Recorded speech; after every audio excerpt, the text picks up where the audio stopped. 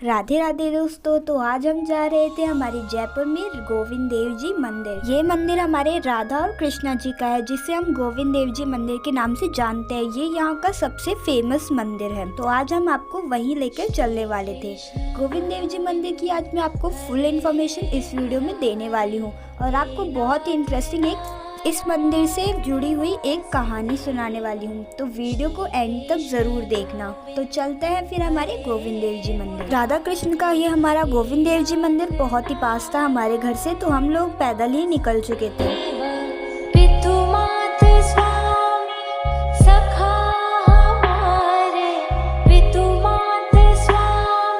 इस टाइम हमारे गोविंद देव जी मंदिर में फाग खेले जा रहे हैं, मतलब होली खेली जा रही है, क्योंकि होली आने वाली है। तो हमारे गोविंद देव जी मंदिर में फूलों की होली बहुत ही अच्छी तरीके से खेली जा रही है। हम लोग संडे के दिन गए थे गोविंद देव जी मंदिर, वहाँ बहुत ही ज़्यादा भीड़ थी।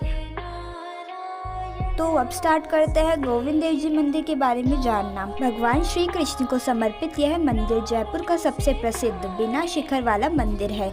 यह चंद्र महल के पूर्व में बने जन निवास बगीचे के मध्य अहाते में स्थित है। संरक्षक देवता गोविंद देव जी की मूर्ति पहले वृंदावन के मंदिर में स्थापित थी, जिसको सवाई जयसिंह द्वितीय ने अपने परिवार के देवता के रूप में यहाँ पुनः स्थापित किया और इसका निर्माण कराया था आमेर के राजा मान सिंह ने 10 करोड़ रुपए की लागत से। सच में गोविंद देव जी मंदिर एक अलग ही सुकून देता है। वहाँ पर लोग हमेशा जाते हैं। वहाँ की मंगला आरती, वहाँ के जो गोविंद देव जी के दर्शन होते हैं और साथ ही साथ वहाँ पर आप गार्डन में बैठ भी सकते हैं।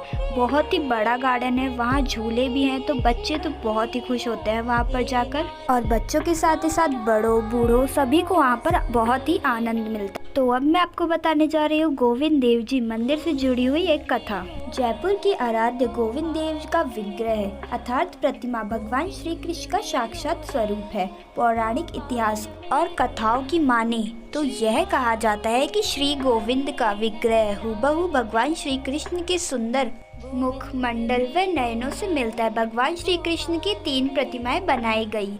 तीनों ही प्रतिमाएं राजस्थान में विराजमान हैं। 2 प्रतिमाएं तो जयपुर में है और तीसरी प्रतिमा श्री मदन मोहन जी के नाम से करौली में प्रसिद्ध है। जयपुर में श्री गोविंद देव जी के अलावा श्री गोपीनाथ जी की प्रतिमा भी बहुत ही फेमस और पूजनीय है। दोनों ही मंदिर में बहुत ही भारी संख्या में श्रद्धालु जाते हैं और वहां अपनी मन्नत मांगते हैं। तीनों ही प्रतिमाएं भगवान श्री कृष्ण का साक्षात स्वरूप मानी जाती है। इतिहास विधि और धार्मिक मान्यताओं के मुताबिक भगवान श्री कृष्ण के प्रपौत्र ब्रजनाथ ने ये तीनों विग्रह बनवाए थे। अर्जुन के पौत्र महाराज परीक्षित ने ब्रजनाभ को मथुरा मंडल का राजा बनाया था। ब्रजनाभ की अपने पिता श्री कृष्ण के प्रति खासी श्रद्धा थी और उसने मथुरा मंडल में श्री कृष्ण जी की लीला स्थलियों का न केवल उद्धार किया बल्कि उनका साक्षात प्रतिमा बनाने का निश्चय किया। ब्रजनाभ की दादी ने भगवान श्री कृष्ण को देखा था। दादी के बताए अनुसार ब्रजनाभ ने श्रेष्ठ कारीगरों से प्रतिमा तैयार करवाया। इस प्रतिमा को देखकर ब्रजनाभ की दादी ने कहा कि भगवान श्री कृष्ण के पाँव और चरण तो उनके जैसे ही हैं, लेकिन अन्य बनावट श्री कृष्ण जी से नहीं मिलती है। ब्रजनाभ ने इस विग्रह को मदन मोहन जी का नाम दिया।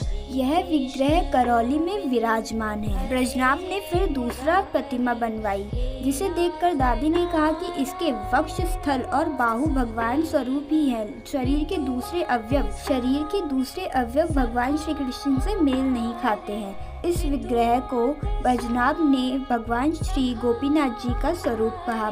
भगवान का यह स्वरूप पुरानी बस्ती में भव्य मंदिर में विराजित है। दादी के बताए हुए हुलिये के आधार पर तीसरा विग्रह बनवाया तो उसे देखकर ब्रजनाभ की दादी के नेत्रों से खुशी के आंसू छलक पड़े और उसे देखकर दादी कह उठी, भगवान श्री कृष्ण का अलौकिक नयनाभिराम और अरविंद नयनों वाला सुंदर मुखार बिंद ठीक ऐसा ही था। भगवान का यह तीसरा विग्रह श्री गोविंद देव जी का स्वरूप कहलाया, जो जयपुर के सिटी पैलेस के पीछे जय निवास उद्यान में है। भगवान के इस अलौकिक विग्रह को देखकर ब्रजनाभ भी आनंदित हो गए। फिर उन तीनों प्रतिमाओं को विधि विधान से भव्य मंदिर बनवाकर विराजित किए। भगवान श्री कृष्ण के साक्षात स्वरूप के विग्रह होने के कारण भक्तों में इनके प्रति खासी श्रद्धा और मान्यता भी है। तीनों प्रतिमाओं के दर्शन के लिए रोजाना लाखों भक्त आते हैं और हर हिंदू इनके दर्शन को लालित रहता है। श्री कृष्ण गोविंद देव जी तो जयपुर जयपुर के आराध्य हैं। आज भी हजारों नागरिक ऐसे हैं जो मंगला आरती से पहले ही भगवान के दर्शन के लिए मंदिर पहुंच जाते हैं और इनके दर्शन के बाद ही कोई कार्य शुरू करते हैं। जयपुर राज परिवार तो भगवान श्री कृष्ण को राजा, खुद को उनका दीवान मानकर सेवा पूजा करता रहता है। ठाकुर जी की झांकी अत्यधिक मनोहारी है।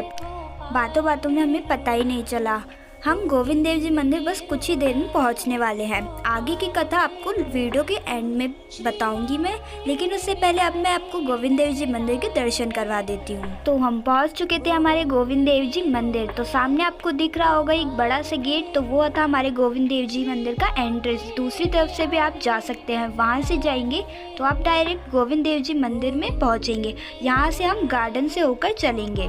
तो देख सकते हैं आप, बाहर से देखने में कितना मस्त लुक आ रहा है गोविंद देव जी मंदिर का। श्री बिहारी नंदलाल गोविंद बोलो, हरि गोपाल बोलो, गोविंद। तो हम एंटर हो चुके थे गोविंद देव जी मंदिर में। यहाँ आपको बहुत सारे गार्डन देखने को मिल जाएंगे। तो सबसे पहले हम दर्शन करने जा रहे थे मंदिर में।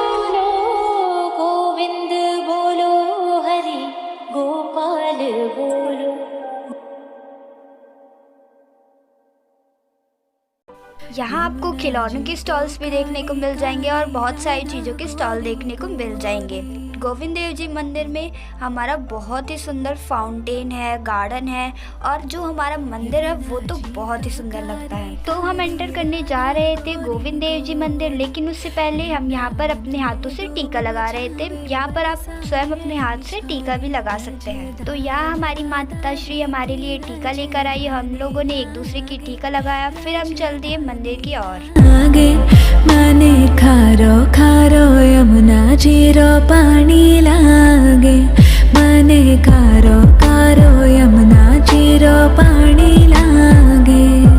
तो यहाँ पर आपको सामने देख रहे हैं, यहाँ पर आपको पानी पीने की व्यवस्था भी मिल जाएगी। तो बस हम मंदिर में एंटर करने ही वाले थे, लेकिन उससे पहले जरूरी था कि हम लोग अपने जूते चप्पल साइड में खोल दे। तो यहाँ पर आपको जूते चप्पल स्टैंड की सुविधा भी मिल जाएगी।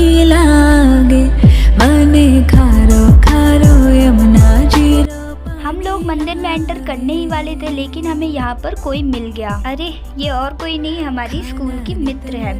तो इससे हमने 2 मिनट बातें की और इसे बताया कि हम लोग यहाँ पर व्लॉग बनाने आए हैं। जैसे ही मैंने इसे बताया कि हम लोग यहाँ पर व्लॉग बनाने आए हैं, ये इतनी खुश हुई कि हम भी व्लॉग में आने वाले। हम लोग मंदिर पहुँचे थे और ये लोग जा रहे थे उस टाइम पे। लेकिन सच में मिलकर बहुत ही अच्छा लगा, क्योंकि हमारे स्कूलों में इस टाइम हॉलीडेज चल रहे हैं, तो इस टाइम हम लोग एक दूसरे से मिल नहीं पा रहे हैं। दूसरे को अलविदा कहा और हम लोग चल पड़े मंदिर की ओर।